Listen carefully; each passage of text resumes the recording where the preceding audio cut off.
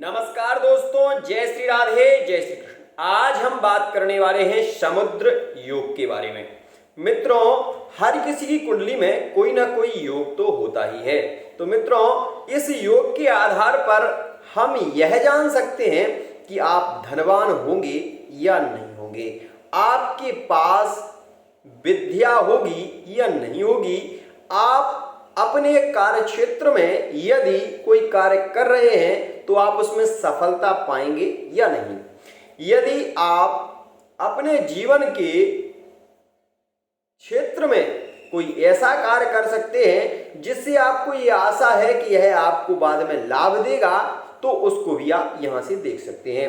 मित्रों, समुद्र योग एक ऐसा योग है जिसके बारे में आप जानकर आप यह भी जान सकते हैं कि आप अपने जीवन में कितना दाम कमाएंगे, कितना आपके पास में लाभ होगा, गुप्त धन आपको मिलेगा या नहीं मिलेगा। मित्रों, इन सभी विषयों को लेकर आज मैं उपस्थित हूं और मैं आपको आज बताने वाला हूं समुद्र योग के बारे में। सबसे पहले मित्रों, बात हम यह कर लें कि जो भी व्यक्ति की कुंडली में लग्नेश जो होता है, लग्न का मालिक मतलब कुंडली में 1 नंबर लिखा हुआ है तो मित्रों मंगल लग्नेश हो गए, और यदि कुंडली में 10 नंबर लिखा हुआ है तो शनि लग्नेश हो गए।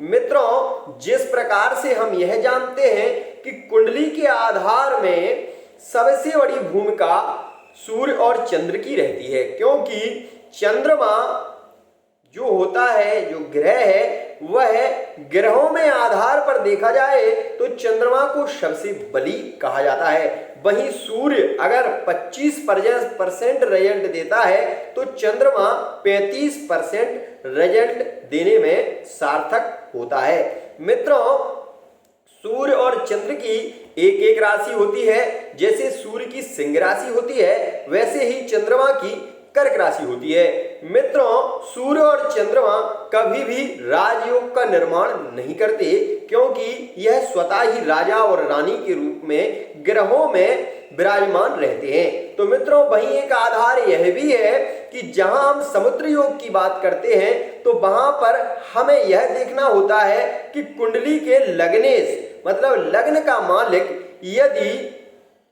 मंगल है तो मंगल की दूसरी राशि जो कि वृश्चिक है, तो मित्रों वह वृश्चिक राशि कहां होगी। मान लीजिए वृश्चिक लग्न की कुंडली है तो जो मेष राशि है वह किस भाव में स्थित है। मित्रों, इसी से हमें पता चलेगा कि आपके जीवन में कर्ज होगा या नहीं होगा, आपके जीवन में ऋण होगा कि नहीं होगा।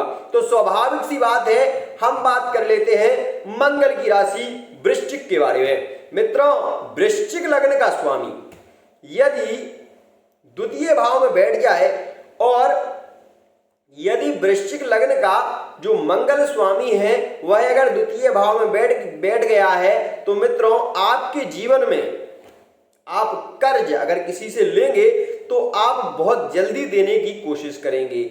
आप यह सोचेंगे कि इसका कर्ज हम कितने शीघ्रता से दे दें। वहीं यदि मंगल मित्रों अगर मंगल तृतीय भाव में बैठ जाए तो व्यक्ति अपने जीवन में ऋण से उऋण नहीं हो पाता। तीसरे भाव में मंगल स्वतः कारक भी होते हैं, लेकिन मित्रों यहां पर स्थिति यह होती है कि वह व्यक्ति जब कर्ज लेगा तो उसे देने में वह सार्थक नहीं हो पाएगा, क्योंकि यहां पर मंगल लग्नेश होकर तृतीय भाव में बैठ गए हैं। तो मित्रों यह बल को बढ़ाएंगे। बल को मतलब बल, आप बल से संबंधित जो है कि पहलवानी, कुश्ती इत्यादि में आपका बहुत ज्यादा मन लगेगा और आप फोर्स की तैयारी करेंगे। आप फोर्स में जाने के लिए अपना लक्ष्य बना सकते हैं, आप पुलिस में जाने के लिए अपना लक्ष्य बना सकते हैं, आप आर्मी ज्वाइन कर सकते हैं, आप नेवी में जा सकते हैं, आप मित्रों कोई भी ऐसा कार्य कर सकते हैं जिसमें अधिक बल की आवश्यकता होती है, वह कार्य आपके लिए बहुत ही सटीक रहेगा। तो मित्रों, हम बात कर रहे हैं समुद्र योग के बारे में। समुद्र योग एक ऐसा योग है जो कि राशि के आधार पर ही बनता है। जैसे राशि के आधार को लेकर और भावों से इसको प्रधानत्व गुण मिलते हैं। तो मित्रों, द्वितीय भाव में लग्नेश यदि द्वितीय भाव में है तो व्यक्ति अपने जीवन में धन कमाएगा और धन से धनी भी होगा, क्योंकि मित्रों मंगल द्वितीय भाव में बैठ गए तो ये समझ लीजिए कि वह व्यक्ति धन तो कमाएगा लेकिन उसके मन में चिंताएं भी होंगी। तो वहीं मित्रों द्वितीय भाव और पंचम भाव, मित्रों पंचम भाव का यदि भावेश, पंचम भाव में जो राशि स्थित है उसका जो मालिक यदि पंचम भाव का मालिक दसम भाव में जाकर बैठ जाए तो मित्रों यह भी एक बहुत ही राजयोग का निर्माण कर देता है।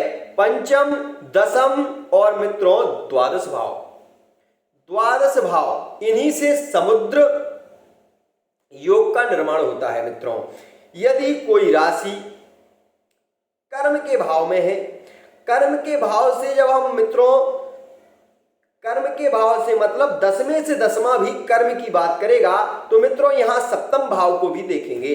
सप्तम भाव में और दसम भाव में यदि शुभ राशि स्थित है या फिर विपरीत राजयोग का निर्माण है, क्योंकि मित्रों एक राशि केंद्र में है, एक राशि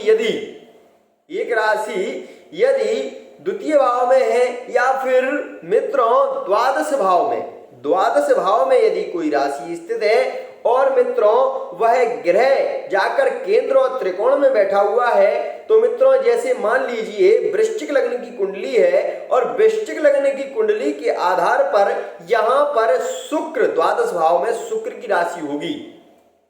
तो मित्रों एक शुक्र की जो राशि होगी वह सप्तम भाव में है और एक शुक्र की राशि है जो वह व्यय भाव में है। इसका मतलब मित्रों हम सार्थक और सटीक बता सकते हैं कि आपका जीवन जो होगा उसमें शुक्र जो है वह व्यय बहुत कराएगा। कामनाएं आपके जीवन में होंगी लेकिन शुक्र से संबंधित व्यय भी आप बहुत हद तक कर पाएंगे। तो मित्रों व्यय जब होगा तो व्यय से क्या होगा कि आप अपने जीवन में व्यय करेंगे और व्यय के आधार पर ही आपकी आय भी बनी रहेगी। तो मित्रों आज हमने आपको बताया समुद्र योग के बारे में, जो कि द्वितीय, पंचम, दसम और द्वादश भाव से बनता है। भाव को भी देखें, भावेश को भी देखें और भावेश को देखने के बाद राशि को देखें कि राशि जो ग्रह जिस राशि में बैठा हुआ है वह राशि का मित्र है या फिर शत्रु है। तो मित्रों जब हम यह जान लेंगे तो हम समुद्र योग के बारे में जान पाएंगे। आज के लिए इतना ही, आगे भी हम योगों की चर्चा करते रहेंगे। इसी के साथ वाणी को विराम। जय जय श्री राधे श्याम।